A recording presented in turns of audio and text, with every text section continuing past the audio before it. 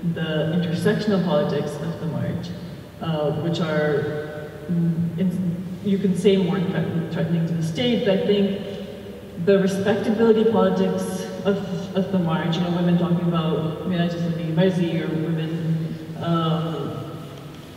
using words that are considered vulgar in their slogans, that is also directly affecting the state, because the state is, this current government and before this one as well, have directly aligned themselves with religious right to stay in power, and especially now, right? We're embracing the Taliban and forgiving the Pakistani Taliban and the various parties. So I feel that in that way as well, the women's movement is the only group that can directly confront the religious right? They do it in their own way, not by directly confronting them, by being themselves, and the religious right gets in a ruffle. And then the state has to appease all parties. It's a weird mix. So in some ways, you know, Islamabad getting attacked is also Ismat Shah Jahan leading the march, is also a prominent woman in the Pashtun Talbas movement, right? So Pashtun liberation movements, Baloch liberation movements, like ethnic village liberation movements, are definitely more threatening to the state, because those people are getting murdered and disappeared and arrested, and the women at the march, like the state is using different tactics to suppress these voices by playing on the media, by playing on people's fears of these women being anti-religious, which is the worst thing, right? Anti-family. So I think different approaches are used by the state to tackle these different movements, because they know at the end of the day they're aligned. Thank you, and if I could ask, probably as a final question, but we're interested to hear the responses of the audience too. If we could just, because I am a film academic, this is a film festival, I'm really interested to hear what the panel and Anam thinks is the value of it being a film. I mean, we've had some ideas already.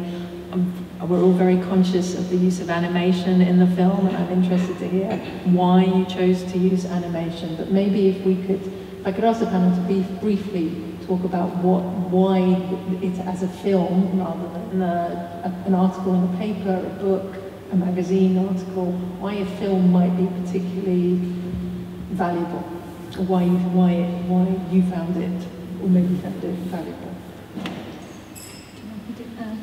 Yeah, so in Pakistan, the civil society is, even if you try to academically understand it, then it's a collection of voices. So it's poetry, it's short story, it's novel, it's writing, it's literature, it's film, songs. The title of the documentary, Daag Daag Ujala, which is the Stained Dawn, is a line by Faiz Ahmed Faiz, who's been a very revolutionary poet in Pakistan.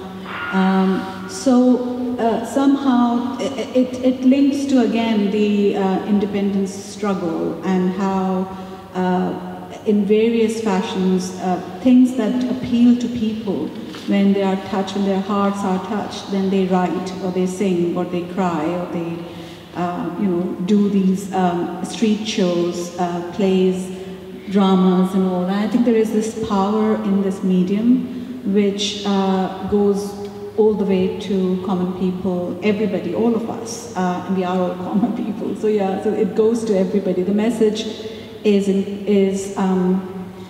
there, it's out there, and I think that's the power of the film. As far as little that I know about the filmmaking, I don't, but even in my thesis, I couldn't not write little snippets and made up people, profiles of activists, and doing their things that they do. And poetry, it's a law PhD that I did, but there is lots of poetry in it, because democracy in Pakistan is nothing without poetry. So much it's been written for democracy. And I think so that's why the animation part, again, it's I'm sure that if my daughter watches it, then she will understand. I think it's this approaching young generations as well, bringing history, so black and white scenes in the beginning, all those pictures that I also used for my thesis.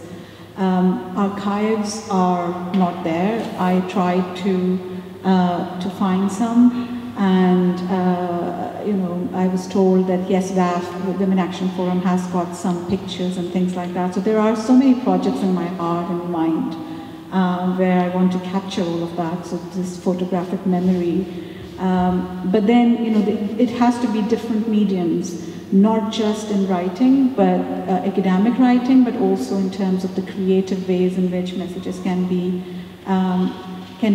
lived again. And I think that's very important. This experience, lived experience, bringing that forward is the power of the media. The film media, perhaps. That's what I would say. I think it's a brave thing that you've done. Yeah, I want to keep. I want to keep it. Like this is one of those books, kind of books, where you must have books or must have films that you have to have in your library. So to go back to over and over again. Yeah. So I think it's for me. It's that way. It's extremely appealing. Sure, I mean, if it wasn't film, we wouldn't be here, right? That's the first thing.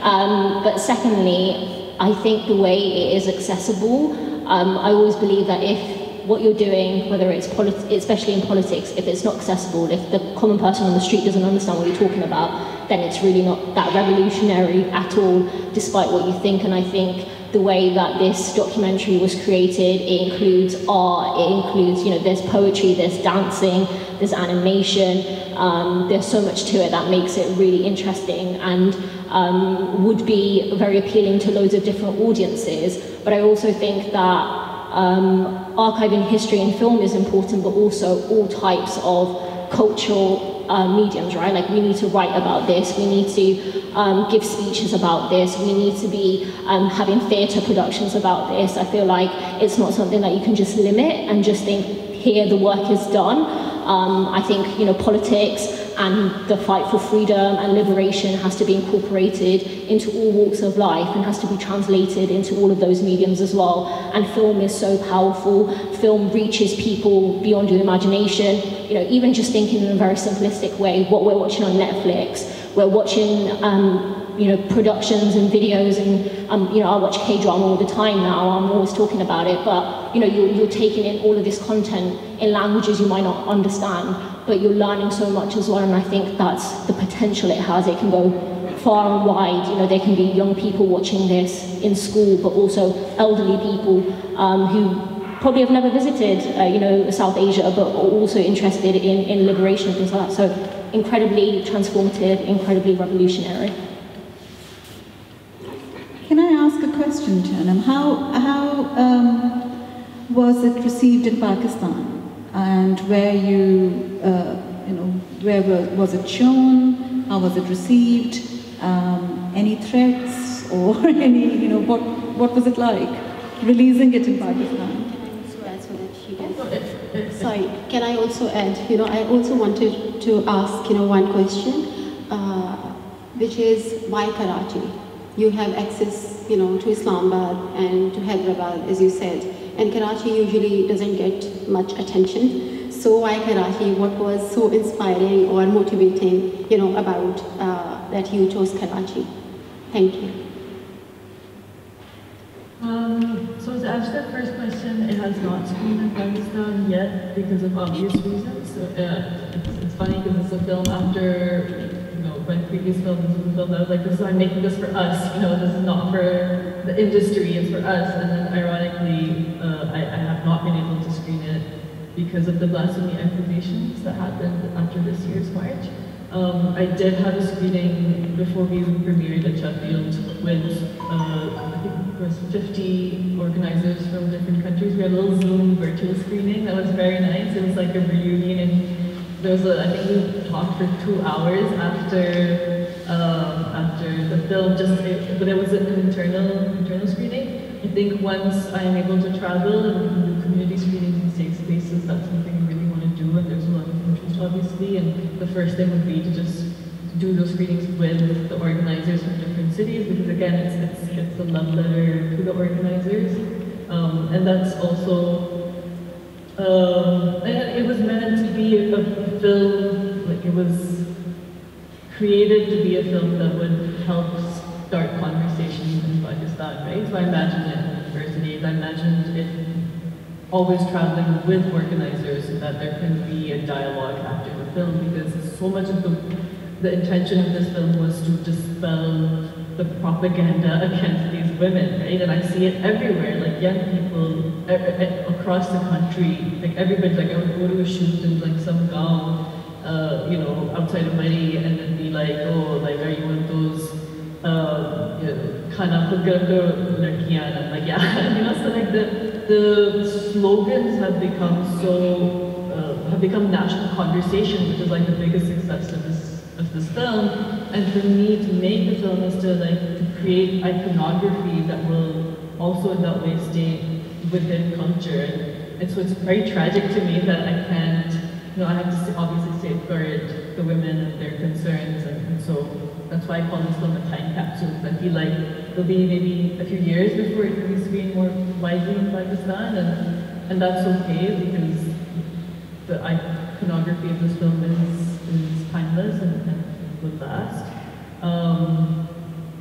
Karachi, because again, that was where I discovered the march, that's where I became politicized, that's where I met these women, you know, we took a feminist trip